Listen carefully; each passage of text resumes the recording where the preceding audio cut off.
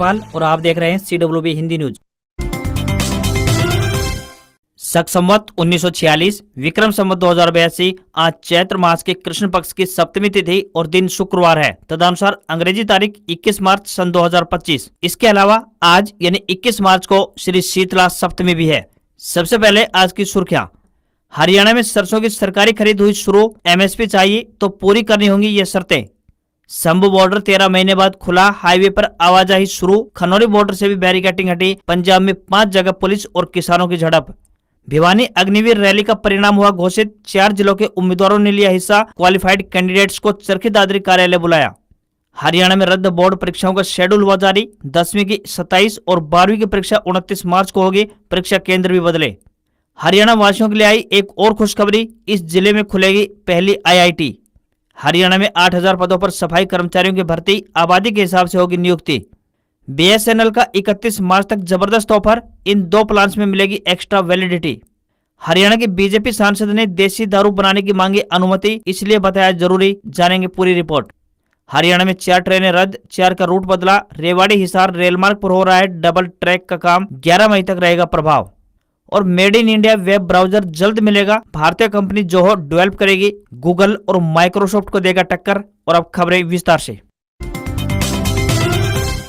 हरियाणा में मौसम निरंतर परिवर्तनशील बना हुआ है। मौसम विशेषज्ञों का कहना है कि इस महीने के अंत तक लगातार मौसम परिवर्तनशील बना रहेगा और तापमान में उतार चढ़ाव देखने को मिलेगा। हरियाणा कृषि विश्वविद्यालय के कृषि मौसम विज्ञान विभाग ने जानकारी देते हुए बताया कि प्रदेश में आमतौर पर 25 मार्च तक मौसम परिवर्तनशील बना रहेगा। 21 मार्च से मौसम आमतौर पर खुश्क बने रहने के आसार जताए गए हैं तथा पश्चिमी हवाएं चलने की संभावना भी जताई गई है, जिससे कि 25 मार्च तक दिन के तापमान में हल्की बढ़ोतरी दर्ज की जा सकती है।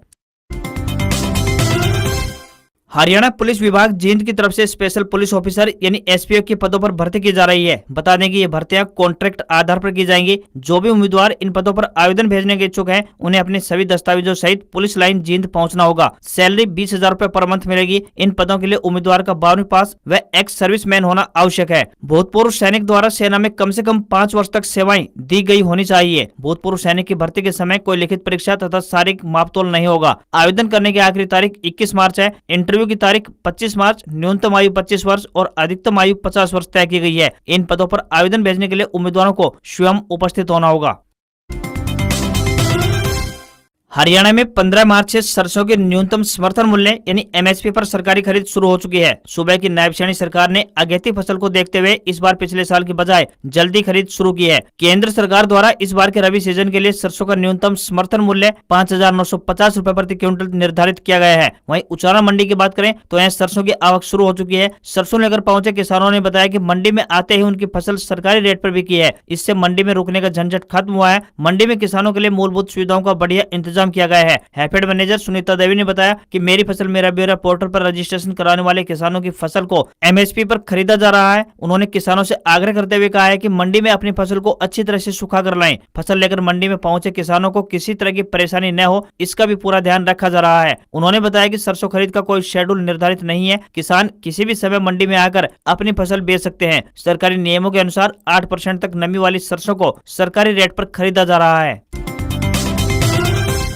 हरियाणा वासियों को एक और बड़ी सौगात मिल सकती है। प्रदेश सरकार राज्य का पहला इंडियन इंस्टीट्यूट ऑफ टेक्नोलॉजी यानी IIT स्थापित करने की योजना बना रही है। इसके लिए संस्थान निदेशालय और मानव संसाधन विकास मंत्रालय से निर्देश मिलने के बाद तकनीकी शिक्षा विभाग तैयारी में जुट चुका है। मिली जानकारी के अनुसार बता दें कि तकनीकी एजुकेशन के डायरेक्टर ने प्रदेश के सभी DC को पत्र लिखकर जमीन की मांग की है। मीडिया रिपोर्ट्स के मुताबिक इस प्रक्रिया में जमीन अधिग्रहण की समस्या आ रही है। इसी कारण सरकार ने 300 एकड़ भूमि अधिग्रहण की शर्त रखी है। हरियाणा बीजेपी के सांसद इस प्रोजेक्ट को अपने क्षेत्र में लाने के लिए लॉबिंग कर रहे हैं। सभी चाहते हैं कि IIT उनके संसदीय क्षेत्र में स्थापित हो, जिससे कि स्थानीय युवाओं को लाभ मिल सके। वर्तमान में हरियाणा से 3 केंद्रीय मंत्री हैं। करनाल से मनोहर लाल खट्टर, गुरुग्राम से राव इंद्रजीत सिंह और फरीदाबाद से कृष्णपाल गुर्जर। ऐसे में संभावना जताई जा रही है कि IIT इन्हीं तीनों जिलों में से किसी एक में स्थापित की जा सकती है। वहीं भिवानी महेंद्रगढ़ लोकसभा सीट से सांसद चौधरी धर्मवीर सिंह इस संस्थान को अपने क्षेत्र में लाने की भी कोशिश कर रहे हैं। वहीं हिसार से PWD मंत्री रणबीर गंगवा भी इसे अपने इलाके में स्थापित कराने का लगातार प्रयास कर रहे हैं।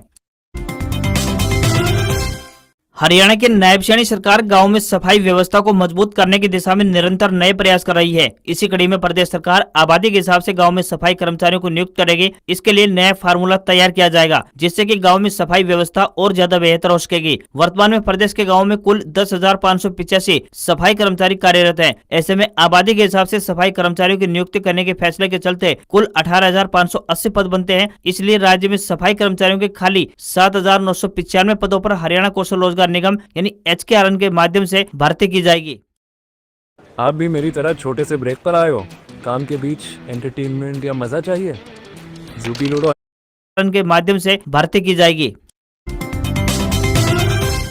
हरियाणा की भिवानी महेंद्रगढ़ लोकसभा सीट से बीजेपी सांसद चौधरी धर्मवीर सिंह ने लोकसभा में अपनी ही सरकार के सामने एक अहम मुद्दा उठाया। उन्होंने नकली शराब से होने वाली मौतों का मुद्दा उठाते हुए सरकार से आग्रह किया है कि नकली शराब पर प्रतिबंध लगाया जाए ताकि बेगुनाह लोगों की जिंदगी बचाई जा सके। बीजेपी सांसद चौधरी धर्मवीर सिंह ने इस मुद्दे को उठाने के साथ ही इसका समाधान भी बताया। उनकी इस सलाह को सुनकर पक्ष और विपक्ष के सांसदों की हंसी छूट पड़ी। चौधरी धर्मवीर सिंह ने सरकार से आग्रह किया कि नकली शराब पर अंकुश लगाने के लिए उस तरह की देसी दारू को बनाने की अनुमति दी जाए जो पहले जौ, अंगूर और गन्ने के रस से बनती थी। उन्होंने कहा कि ऐसा करने से किसानों की आय में भी बढ़ोतरी होगी। शून्यकाल के दौरान उन्होंने कहा कि पहले दारू को दवाई कहा जाता था जो अंगूर, जौ व गन्ने का रस और पेड़ पौधों से तैयार की जाती थी। फिर से ऐसी ही दारू तैयार होनी चाहिए। चौधरी धर्मवीर सिंह ने कहा कि केंद्र सरकार इसकी अनुमति दे। इससे जहां किसानों की आर्थिक स्थिति मजबूत होगी तो वहीं दूसरी ओर नकली शराब बनाने वालों पर भी रोक लग सकेगी।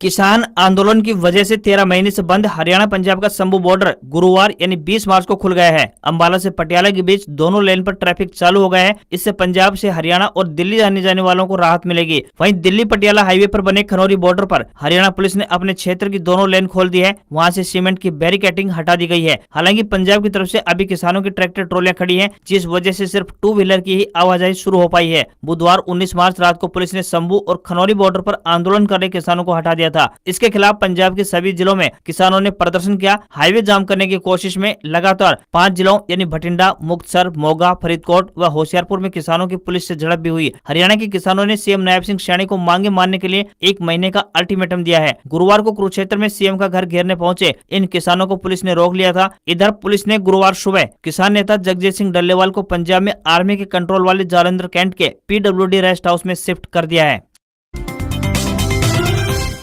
हरियाणा विधानसभा के बजट सत्र के 9वें दिन की कार्यवाही में पूर्व सीएम भूपेंद्र सिंह हुड्डा और अनिल विज भिड़ गए। दरअसल भूपेंद्र सिंह हुड्डा बजट पर चर्चा के दौरान बोल रहे थे। हुड्डा ने कहा कि सरकार कर्ज ले रही है लेकिन काम कुछ नहीं कर रही है। हुड्डा ने कहा कि कर्ज ले जाओ और घी पियो, मरने के बाद कोई नहीं पूछता, कर्जे में डुबाई जाओ। इस पर विज नाराज होते हुए खड़े होकर बोले कि बात तो कोई भी कर सकता है। हुड्डा साहब बार बार खर्चे और कर्जे की बात कर रहे हैं। आप ही बता दो कि किस सर्विस में खर्चा कम किया जाए, हम किस में कम करें, आप बताओ। ऐसा है कि खाली विषय उठाने से बात नहीं होती है। इस पर हुड्डा ने कहा कि आप तो बैठ जाओ। ये यानी अनिल विज मेरे मित्र हैं, अगर ऐसे ही रहा तो हम इनको हाउस में कभी बोलने नहीं देंगे। इस पर अनिल विज ने कहा कि जब ये मुख्यमंत्री थे तो ये हमें बोलने नहीं देते थे, हमें एक शब्द बोलने के लिए भी संघर्ष करना पड़ता था। अब मैं 5 साल बोलूंगा और तुम्हारी जान खाऊंगा। इससे पहले प्रश्नकाल में कांग्रेस विधायक गीता बुक्कल ने सड़कों पर सवाल उठाया। उन्होंने कहा कि झज्जर से बहादुरगढ़ तक के रोड बहुत खराब है। उन्हें जवाब देने के लिए PWD मंत्री रणबीर गंगवा ने कहा कि आपको पता नहीं है कि वहाँ काम शुरू हो चुका है, आप कहो तो फोटो भी दिखा दूंगा। भिवानी के भीम स्टेडियम में अग्निपथ योजना के तहत नवंबर 2024 में आयोजित अग्निवीर रैली का परिणाम घोषित कर दिया गया है। इसमें 4 जिलों के अभ्यर्थियों ने भाग लिया था। अब इन अभ्यर्थियों को 22 मार्च यानी कल सेना भर्ती कार्यालय चरखी दादरी में अपने दस्तावेजों के साथ रिपोर्ट करना होगा। सेना भर्ती कार्यालय चरखी दादरी के निदेशक कर्नल के संदीप ने बताया कि भिवानी के भीम स्टेडियम में नवम्बर 2024 में अग्निपथ योजना के तहत अग्निवीर रैली आयोजित की गई थी। इस अग्निवीर भर्ती 2024-25 में चरखी दादरी, महेंद्रगढ़, रेवाड़ी और भिवानी जिलों के अभ्यर्थियों ने हिस्सा लिया था। सभी उम्मीदवार अपना परिणाम www.joinindianarmy.nic.in पर देख सकते हैं। सफल उम्मीदवार कल यानी 22 मार्च को सुबह 7 बजे सभी मूल दस्तावेजों के साथ सेना भर्ती कार्यालय चरखी दादरी में रिपोर्ट करें। निदेशक ने सभी सफल उम्मीदवारों को बधाई दी है। शंभू और खनौरी बॉर्डर को 13 महीने बाद पंजाब पुलिस ने खाली करा लिया है। अमृतसर दिल्ली हाईवे से ट्रैफिक शुरू हो चुका है। सवाल यही है कि पंजाब पुलिस ने 19 मार्च को ही बॉर्डर खाली कराने का फैसला क्यों लिया। दरअसल अफसरों ने इसके लिए 72 घंटे पहले ही तैयारी शुरू कर दी थी। योजना बनाने के साथ ही 18 मार्च को पंजाब के डीजीपी गौरव यादव और special DGP law and order Arpit Shukla की अध्यक्षता में एक हाई लेवल मीटिंग आयोजित की गई। योजना के तहत कमांडो बटालियन के साथ 1500 पुलिसकर्मी और अधिकारी धरना स्थल पर तैनात कर दिए गए। पुलिस सूत्रों के मुताबिक पुलिस को पता था कि किसान आंदोलन के बड़े चेहरे यानी सरवण सिंह पंदेर और जगजीत सिंह डल्लेवाल मीटिंग के लिए चंडीगढ़ आएंगे। इस वजह से दोनों बॉर्डर से किसानों को हटाने में ज्यादा दिक्कत नहीं आएगी, इसलिए किसान नेताओं और केंद्रीय मंत्रियों की मीटिंग वाला दिन एक्शन के लिए चुना गया। दूसरा बड़ा कारण ये है कि किसान आंदोलन को लेकर मान सरकार की आलोचना लगातार होती रही थी। बड़े कारोबारियों को करोड़ों रुपए का नुकसान हो रहा था। वहीं सुप्रीम कोर्ट के आदेश के तहत जगह खाली कराने व रिपोर्ट सबमिट करने के निर्देश मिले थे। इसके बाद पंजाब सरकार ने पुलिस को हर हाल में किसानों से बड़ा टकराव रोकने के आदेश दिए गए थे। अगर आप भी बीएसएनएल के ग्राहक हैं तो आज की ये खबर आपके लिए काम की हो सकती है। जैसा कि आपको पता है कि बीएसएनएल की तरफ से होली के अवसर पर अपने यूजर्स के लिए एक शानदार ऑफर पेश किया गया था। आप 31 मार्च तक इस ऑफर का लाभ उठा सकते हैं, यानी कि अब केवल आपके पास 10 दिनों का ही समय बचा है। अगर आप भी लॉन्ग टर्म वैलिडिटी वाले रिचार्ज प्लान की तलाश में हैं तो आपको 336 दिन वाले प्लान में 29 दिनों की एक्स्ट्रा वैलिडिटी मिलने जा रही है, यानी कि आपका प्लान पूरे 365 दिन चलने वाला है। बीएसएनएल के इस रिचार्ज प्लान के लिए आपको महज 1499 रुपए खर्च करने होंगे। पहले कंपनी इस प्लान में 336 दिनों की वैलिडिटी ऑफर कर रही थी, अब आपको 365 दिन यानी पूरे 1 साल की वैलिडिटी दी जा रही है। बीएसएनएल के पास 2399 रुपए वाला प्लान भी मौजूद है। इस प्लान में भी कंपनी अपने यूजर्स को एक्स्ट्रा वैलिडिटी ऑफर कर रही है। वैसे तो इस प्लान में आपको 395 दिनों की वैलिडिटी दी जा रही है, मगर आप इस ऑफर के तहत रिचार्ज करवाते हैं तो आपको 425 दिनों की वैलिडिटी दी जा रही है। आपको इसमें हर दिन 2 GB डाटा का लाभ भी मिलने वाला है। बता दें कि आपको एक्स्ट्रा वैलिडिटी का लाभ तभी मिलेगा जब आप 31 मार्च से पहले इन रिचार्ज प्लान्स को अप्लाई करवा लेते हैं। हरियाणा से होकर गुजरने वाली 4 ट्रेन को रद्द कर दिया गया है। वहीं एक ट्रेन को आंशिक तौर पर रद्द किया गया है। वहीं 4 ट्रेन के मार्ग में बदलाव कर चलाया जाएगा। बीकानेर मंडल के रेवाड़ी हिसार रेलखंड के मानेहरू एंड भिवानी जंक्शन स्टेशनों के मध्य ट्रैक डबल करने का काम चल रहा है, जिसके लिए ब्लॉक किया जा रहा है। इस कारण 11 मई तक रेल यातायात प्रभावित रहेगा। गाड़ी संख्या 59,632 रेवाड़ी हिसार रेल सेवा 21 अप्रैल से लेकर 10 मई तक रद्द रहेगी। वहीं गाड़ी संख्या 59,631 हिसार रेवाड़ी रेल सेवा 22 अप्रैल से 11 मई 2025 तक रद्द रहने वाली है। वहीं गाड़ी संख्या 14,117 प्रयागराज जंक्शन भिवानी रेल सेवा 1 मई से 8 मई तक रद्द रहेगी। वहीं गाड़ी संख्या 14,118 भिवानी प्रयागराज जंक्शन रेल सेवा 30 अप्रैल से 7 मई तक रद्द रहने वाली है। गाड़ी संख्या 14,029 श्री गंगानगर दिल्ली रेल सेवा 22 अप्रैल से लेकर 7 मई तक श्री गंगानगर से प्रस्थान करेगी। परिवर्तित मार्ग हिसार भिवानी बाईपास रोहतक सकूर बस्ती दिल्ली होकर संचालित होगी। परिवर्तित मार्ग में यह रेल सेवा भिवानी सिटी रोहतक व झज्जर स्टेशनों पर ठहराव करेगी। ऑस्ट्रेलिया में था वो वाला, that was my favourite 100 of yours. Aamir भाई एक फोटो मिलेगा क्या? यह रेल सेवा भिवानी सिटी रोहतक व झज्जर स्टेशनों पर ठहराव करेगी।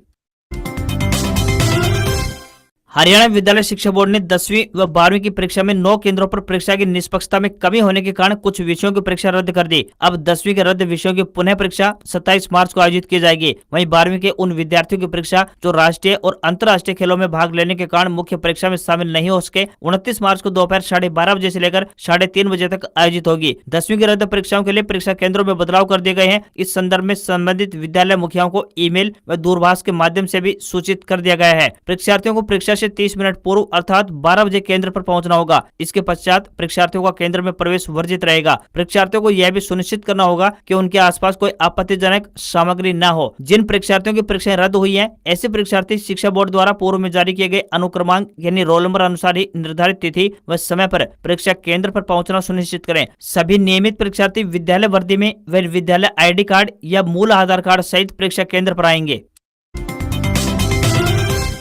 टेक कंपनी गूगल ने पिक्सल 9a स्मार्टफोन भारत सहित ग्लोबल मार्केट में लॉन्च कर दिया है। ये कंपनी की फ्लैगशिप स्मार्टफोन सीरीज पिक्सल 9 का अफोर्डेबल वर्जन है और इसे एप्पल के आईफोन 16e को टक्कर देने के लिए उतारा गया है। कंपनी ने इसे 8GB रैम और 256 GB स्टोरेज के साथ सिंगल वेरिएंट में लॉन्च किया है। इसकी कीमत की बात करें तो 49,999 रुपए रखी गई है। गूगल फोन पर 7 साल का सपोर्ट देगा। इसमें operating system update, security update, feature drop और AI इनोवेशन मिलेंगे। पिक्सल 9 सीरीज का यह फोन भी कई AI फीचर से लैस है। इसमें Gemini AI, Gemini live, Pixel studio, circle to search, AI weather summary और कॉल नोट्स आदि शामिल हैं। गूगल पिक्सल का कैमरा AI से लैस है। इसमें फोटोग्राफी में एडमी फीचर मिल रहा है। इसकी मदद से एक बैकग्राउंड में अलग अलग समय ली गई तस्वीर को मर्ज करके एक से अधिक लोगों को ऐड किया जा सकता है। नया पिक्सल स्टूडियो ऐप आपको टेक्स्ट लिखकर इमेज बनाने की सुविधा भी देता है। पावर बैकअप के लिए स्मार्टफोन में 33 वाट वायर्ड और 7.5 वाट का वायरलेस चार्जिंग सपोर्ट के साथ 5100 mAh की बड़ी बैटरी मिलेगी। पिक्सल 9a के साथ आपको IP68 डस्ट और water resistance stereo speaker, car crash detection, wifi 6E, NFC और ई सिम कार्ड सपोर्ट भी मिलता है।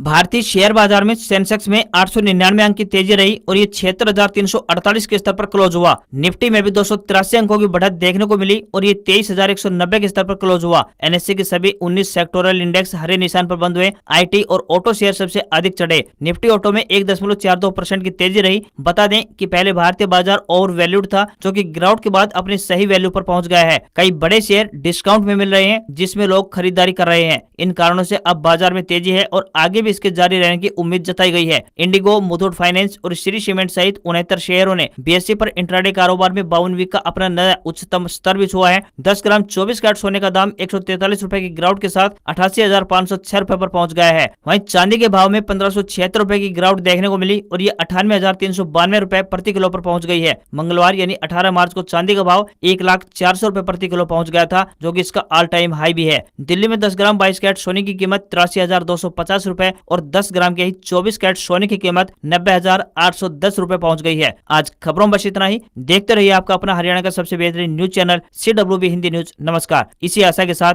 आपका दिन शुभ रहे।